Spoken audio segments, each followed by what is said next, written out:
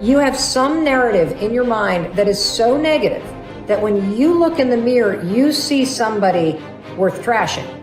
You see what's wrong. You pick apart your appearance. And I want to reverse that, because here's the deal about self-confidence. Self-confidence begins with you.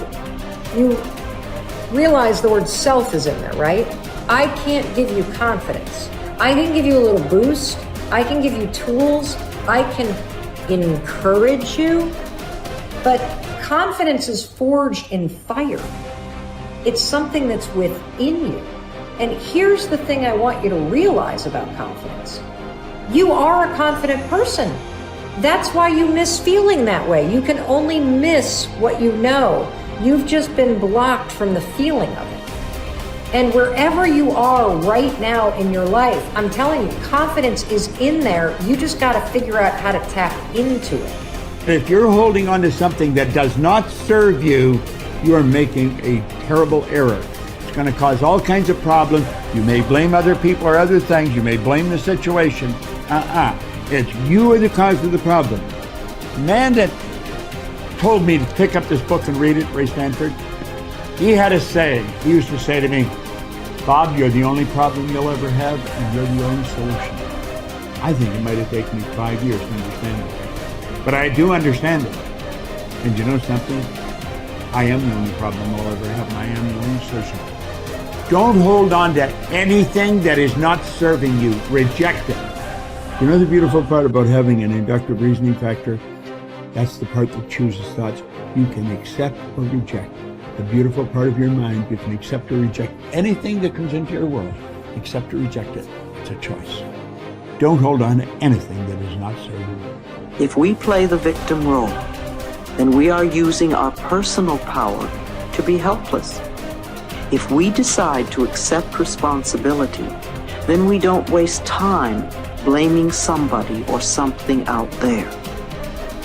Some people feel guilty for creating illness or poverty or problems.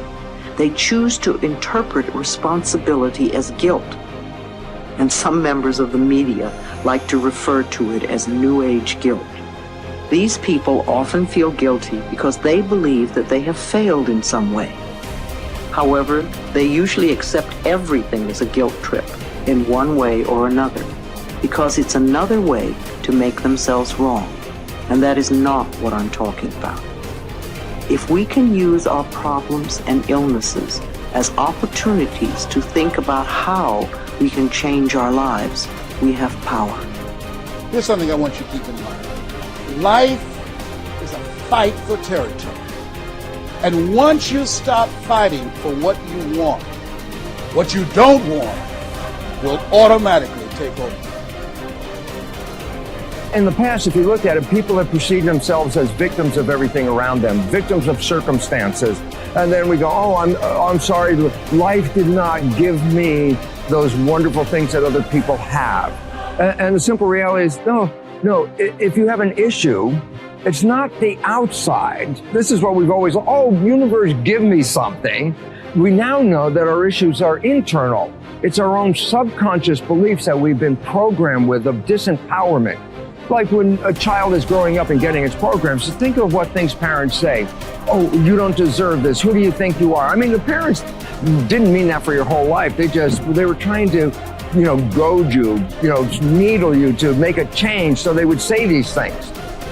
95% of our life comes from those programs. So if you have disempowering beliefs about who you think you are, because you got them from other people, that's how you know who you are. These disempowering beliefs play 95% of the day in an average person's life. So I say, my wishes and desires, I want success, I want great relationships, I want all these wonderful things, I want health. I go, that's conscious mind, because conscious mind's creative. But as science reveals, only 5% of the day are we operating from our own personal wishes and desires. 95% of the day we operate from the programs that we got in the first 7 years. And if those programs, which psychologists have told us 70% are negative and disempowering and self-sabotaging, I say, good, apply these 95% of the day in your life, and you realize why your life is a struggle. It's not a struggle because the universe is not providing. It's a struggle because your own consciousness is not accepting. And this is where we have to change. And so getting control of your mind, taking charge of your consciousness is a way of overcoming those limitations. There are many different ways to take this control back in your life. And one of them is the ability to, like in yoga, for example, to be the master of your mind and not let it run the monkey mind. Let it run. No, I want this. Don't let this other one go. And so overcoming the old self allows us to become somebody else. And there is that period of transition. Yeah. I call it the void, where there's just not a lot happening.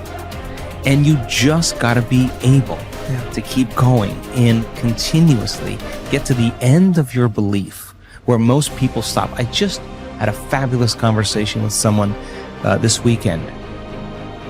Broke through to the other side, and now there's so much magic happening around this person, but she's worthy now to receive it. And that is the key, because the universe only gives us what we think we're worthy of receiving. So we got to become initiated into this and understand it. Thousands of years of programming that says that we have to change things matter to matter, in three-dimensional reality, and it will take time. But to begin to connect to that resource called the quantum field and create from the field instead of from matter, there's a lot of unlearning that has to go on. You have to really begin to mentally rehearse.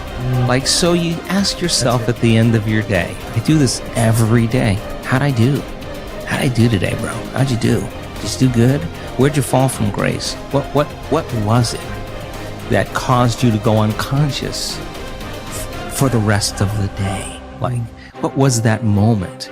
Now, if you're a student of life, you'll begin to contemplate, well, it was that person that said that thing, then I reacted, or I got this email, or things didn't go my way, and I started feeling angry or frustrated or fearful.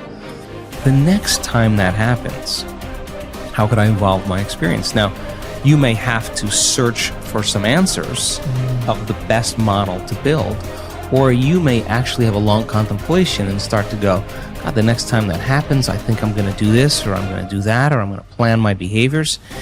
And the act of closing your eyes and rehearsing what you're going to do begins to install the neurological hardware in your brain to look like you already did it. Now the brain is no longer a record of the past. Now it's a map to the future. And if you keep installing that hardware, the hardware will become a software program, which means you'll just start acting like a happy person. Why? There's no magic there. You installed the circuitry. So that's more important than the news. Right. It's more important than answering any email or any text. It's more important than talking about your past. If you want to enjoy self-confidence on the outside, you must practice complete integrity on the inside.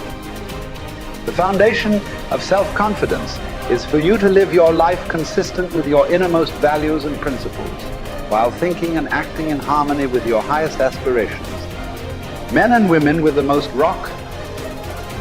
solid self-confidence are those who are absolutely clear about what it is they believe to be right and good and worthwhile, and who live their lives consistent with these values. Everything they do or say is an expression of their innermost convictions.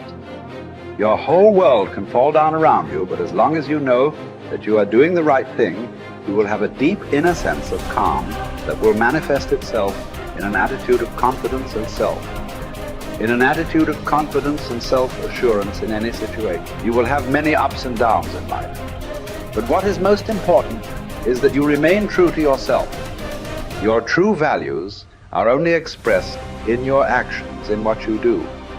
You can tell what you truly believe by observing what you do in any situation in which you have to make a choice, especially when you are under stress and pulled in two directions at once, with opposing demands or responsibilities. This is when your true values are revealed.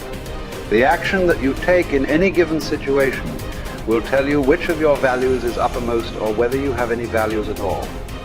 It is not what you say, hope, wish, or intend, but only what you do that counts. Your choices and the actions you take tell you unerringly who you really are.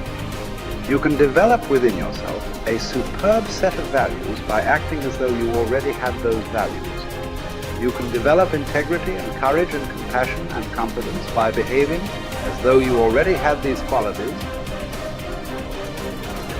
The more you act the part, especially when you demonstrate these qualities under stress or when you feel like doing or saying something else, the more rapidly these qualities become a permanent part of your mental makeup.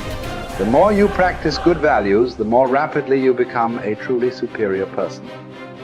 The keys to developing the unshakable self-confidence that will make everything else possible for you are self-control, self-mastery, and self-discipline.